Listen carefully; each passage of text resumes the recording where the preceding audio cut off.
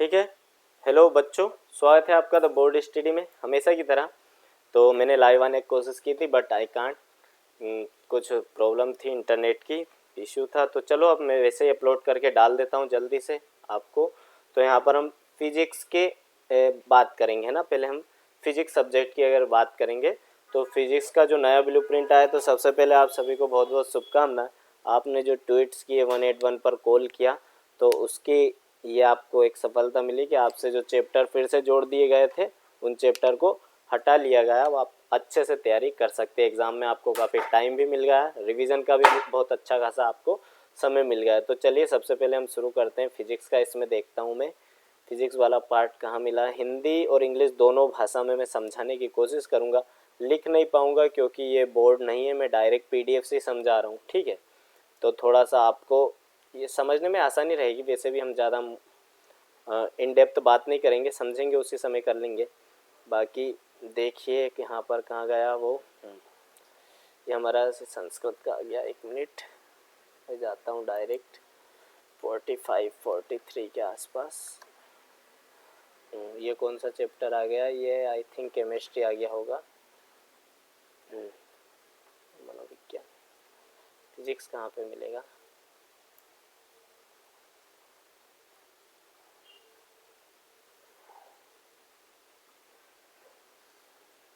ये मैथ्स का है। 1 मिनट, फिजिक्स का अपन ढूंढ लेते हैं फटाफट।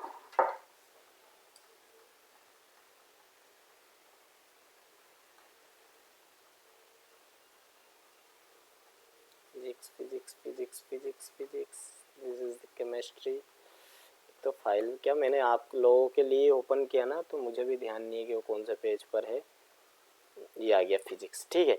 तो इंग्लिश में लिखा हुआ, हम दोनों लैंग्वेज में बात करेंगे यहाँ पर। तो सबसे पहले हम बात कर लेते हैं मोटे मोटे तौर पर के किस, देखो अब वो जो चैप्टर उन्होंने हटाए, जैसे 9 चैप्टर हटा दिया तो बहुत बड़ी वेटेज था। उसके पास 14 मार्क्स के हमारे वो आना था, 14 मार्क्स के क्वेश्चन आने थे। अब 14 मार्क्स को इधर उधर शिफ्ट भी तो किया होगा, है ना।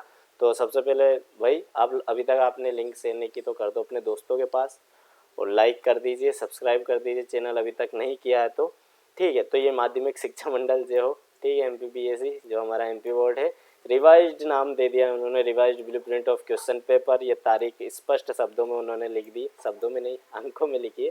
कक्षा 12वीं क्लास 12वीं की हम बात करने वाले। भौतिक शास्त्र इंग्लिश में बोले तो फिजिक्स 70 मार्क्स के आपका क्वेश्चन पेपर आने वाला है। 3 घंटे का आपको समय मिलेगा, ठीक है। यहाँ पर उन्होंने यूनिट्स के नाम लिखे हुए, देखो मैं इंग्लिश में भी बताऊंगा इन्हें, है ना। इन्हें मैं हेडलाइन देता जाऊंगा कि इंग्लिश और हिंदी दोनों में, और बाकी फिर आप लोग समझते जाइएगा, ठीक है। सबसे पहले हम बात करते हैं यूनिट की कि कौन कौन सी यूनिट है। तो सबसे पहली जो यूनिट है आपकी वो है स्थिर।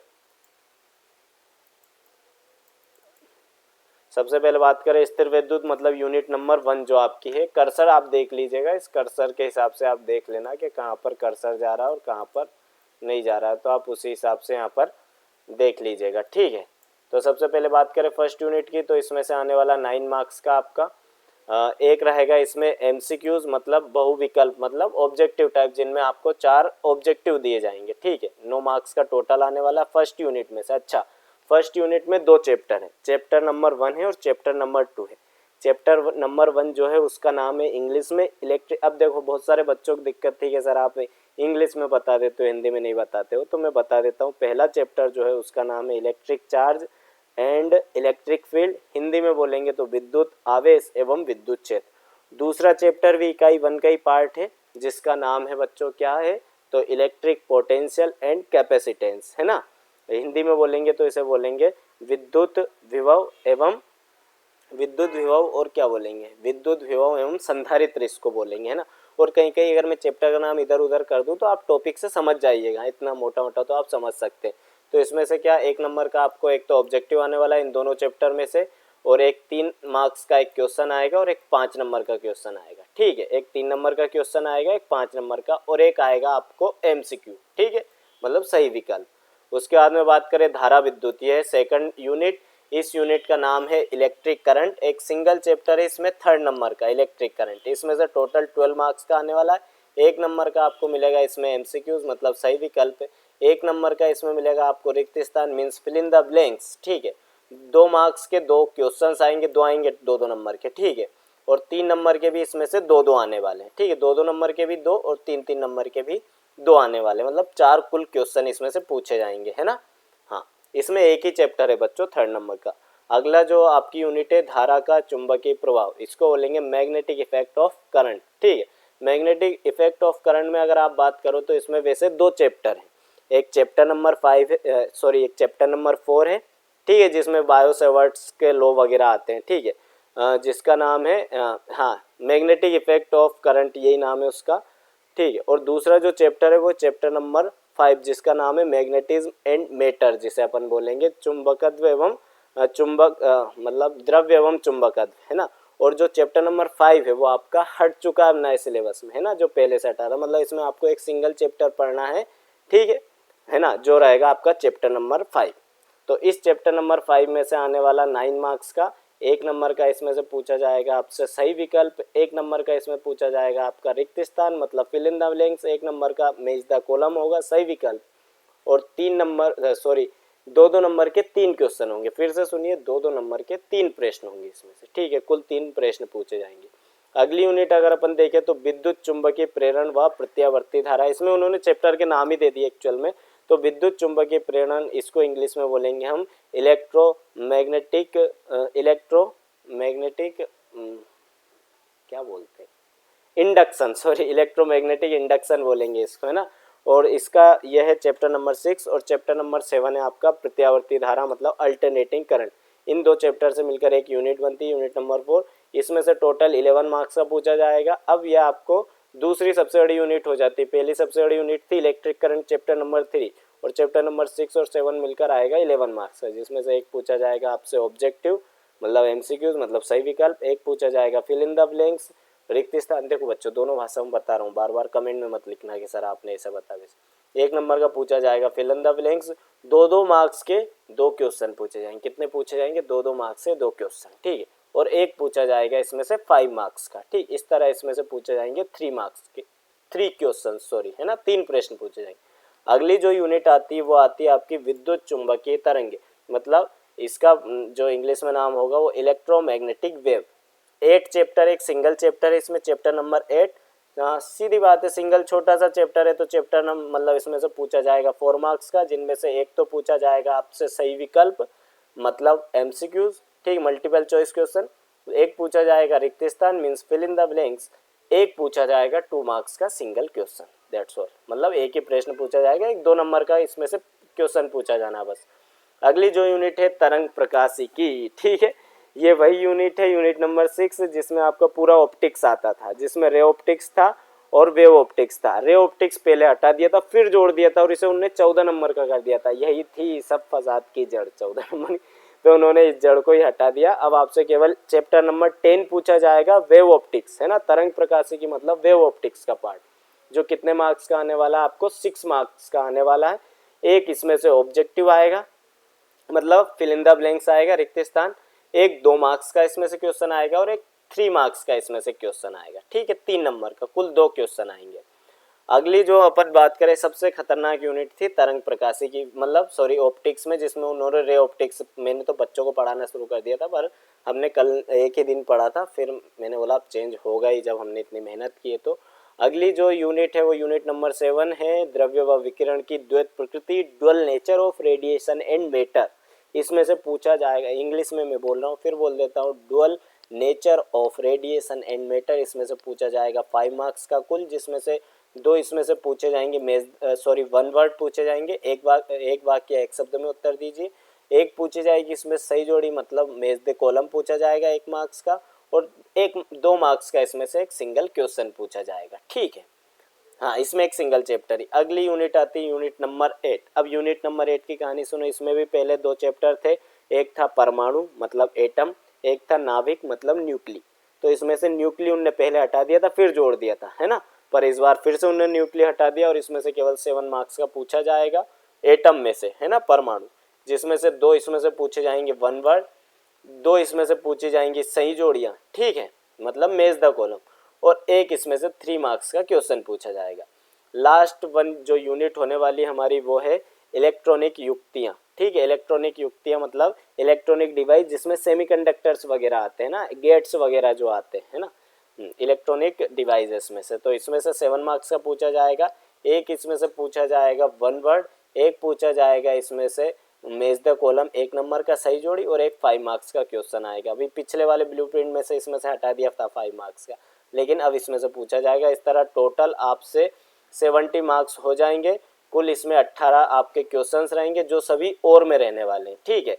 और ऐसे 4 अगर अपन 4 तरह के जो एमसीक्यूज आएंगे, जैसे सबसे पहला सही विकल्प आएगा एमसीक्यूज, दूसरा फिल इन द ब्लैंक्स आएगा, रिक्त स्थान, तीसरा आएगा 1 वर्ड, ठीक है, जिसे एक शब्द या एक वाक्य बोलेंगे अपन, और चौथा आएगा मैच द कॉलम। ऐसे 4 क्वेश्चन ये रहेंगे। टोटल 22 प्रश्नों से मिलकर आपका पेपर बनने वाला है, टोटल 70 मार्क्स का। और क्या दिए हुए हैं, प्रश्न पत्र के निर्माण हेतु दिशा निर्देश दिए हुए इसमें उन्होंने कि भाई प्रश्न क्रमांक 1 से 4 तक सभी वस्तुनिष्ठ होंगे, मतलब वही मैंने बताया, मल्टीपल चॉइस क्वेश्चंस होंगे, सही विकल्प, रिक्त स्थान, सही जोड़ी, एक वाक्य में उत्तर संबंधी प्रश्न होंगे। प्रत्येक प्रश्न के 5 अंक निर्धारित है। वस्तुनिष्ठ प्रश्नों को छोड़कर सभी आंतरिक विकल्प का प्रावधान होगा। इंटरनल ऑप्शन मतलब होता है कि आपको अथवा में दिए जाएंगे, मतलब आपके यू हैव अ चॉइस, आपके पास एक विकल्प होगा कि हम ये वाला करें या ये वाला करें, ठीक है। ये विकल्प समान इकाई उप इकाई से तथा समान कठिनाई स्तर वाले होंगे, मतलब अथवा के अथवा वाला जो प्रश्न होगा ऐसा नहीं होगा एक अथवा वाला प्रश्न बहुत लो लेवल का और उसी के अथवा में एक बहुत टफ, है ना। सभी का लेवल एक समान होगा और सेम यूनिट से उन्हें दिया जाएगा। ऐसा नहीं कि एक अथवा में जो वो पहली यूनिट से दे दिया और उसके अथवा में आखिरी यूनिट से दे दिया, तो ऐसा नहीं होगा, सेम यूनिट का होगा, ऐसा उनका कहना। और क्या है ना, मोटे मोटे तौर पे दे रखा भाई, जो अति लघु उत्तरी मतलब बहुत छोटे जो दो मार्क्स के क्वेश्चन होंगे उन्हें आपको 30 वर्ड्स में लिखना है। 3 मार्क्स के क्वेश्चन को 70 वर्ड में लिखना है, 75 में सॉरी, 5 मार्क्स को लगभग 150 वर्ड्स में लिखना है। कठिनाई का स्तर मतलब टिपिकल लेवल 40% सरल प्रश्न होंगे, 45% सामान्य और 15% कठिन प्रश्न होंगे, ठीक है। मोटा मोटा उन्होंने बताया है कि ऐसा पेपर बनाना है बनाने वालों को और ऐसा ही बनाया जाएगा। अब हम बात करेंगे कि भाई विषय भौतिक शास्त्र में कम किए गए पाठ्यक्रम की सूची। अब देखो यहाँ से आप लोगों को बहुत खुशी मिलेगी ये सुनकर, है ना। यहाँ उन्होंने अब पूरी तरह मतलब ये होता है तरीके से का। पहले उन्होंने क्या किया था, पिछला ब्लूप्रिंट उठा के शायद मुझे ऐसा लग रहा था रबड़ से मिटा दे रहा है तो लीड सर कुछ लिख दिया। अब देखो थोड़ी एक टेबल लग रही है कि हाँ इन्होंने थोड़ी मेहनत की, ठीक है। तो अगर पहले चैप्टर की बात करें तो इलेक्ट्रिक चार्ज एंड फील्ड मैंने बताया था फर्स्ट चैप्टर है, इसका नाम हिंदी में बता देता हूँ, विद्युत आवेश एवं क्षेत्र। आप लिखते जाइए हिंदी माध्यम के बच्चे, कुछ लीड कॉपी उठाकर बैठ जाइए, है ना।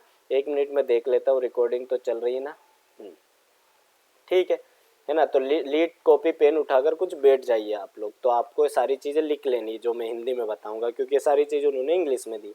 तो जो इनमें से पहला ये जो हम टॉपिक बात कर रहे हैं ये टॉपिक हटा दिए गए हैं, जो नहीं हटाए उनके विषय में हम बात नहीं करेंगे, हम वो बात करेंगे जो हटा दिए गए, आप उन्हें हटा देना, बाकी सब आपको पढ़ना है, ठीक है। यहाँ पर देखो सबसे पहला टॉपिक जो उन्होंने हटाया, field due to uniformly charge thin spherical shell, field inside and outside, है ना। इसे हिंदी में हम बोलेंगे तो हिंदी में इसे बोलेंगे किसी एक खोखले गोलीय चालक के अंदर एवं बाहर विद्युत क्षेत्र की तीव्रता।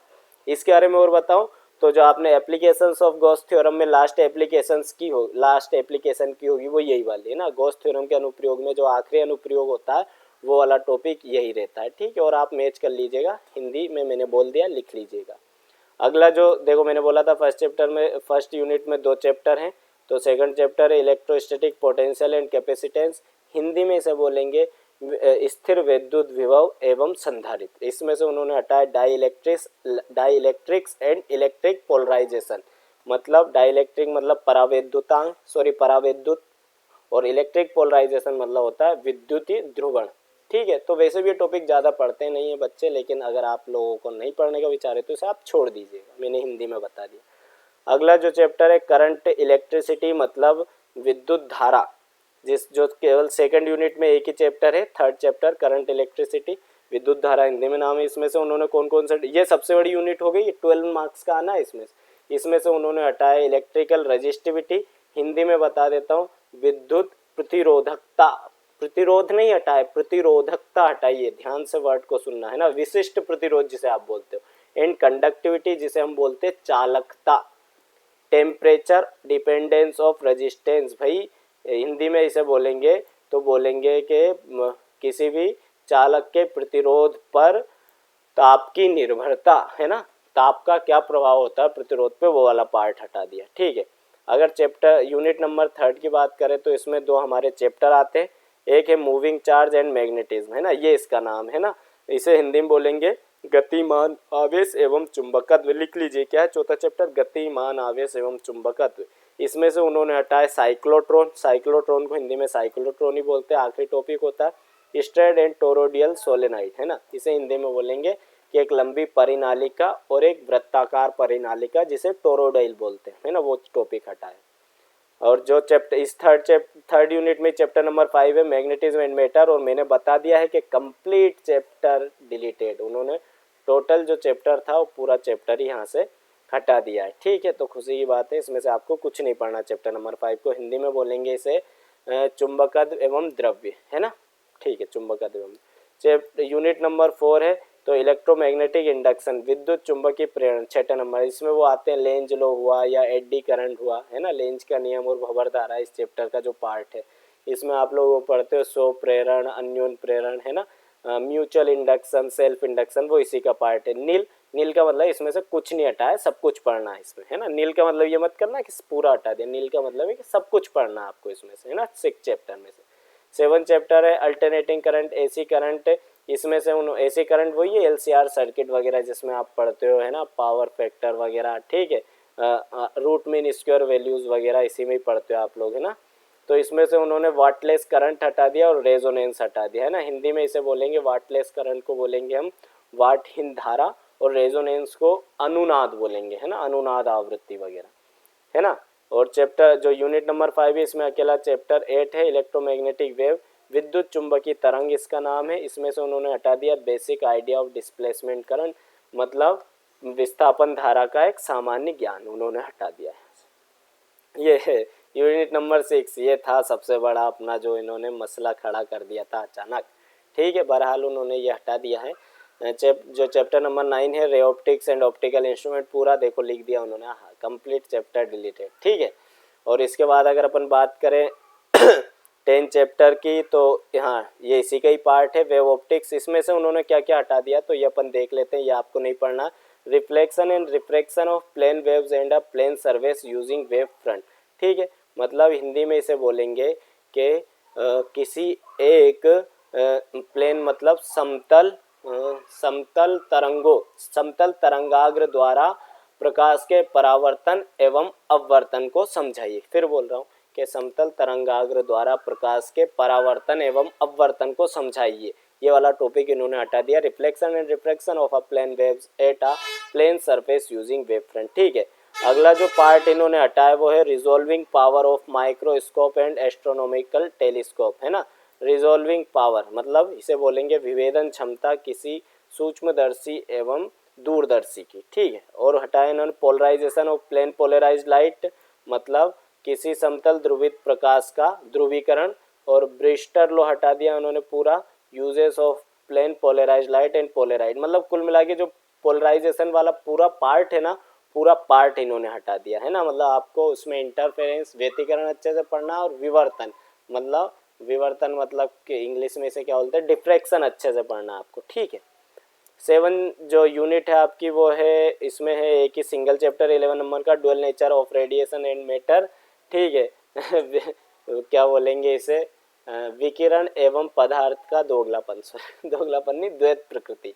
इसमें से उन्होंने डेविसन जर्मर एक्सपेरिमेंट हटा दिया, डेविसन जर्मर का प्रयोग।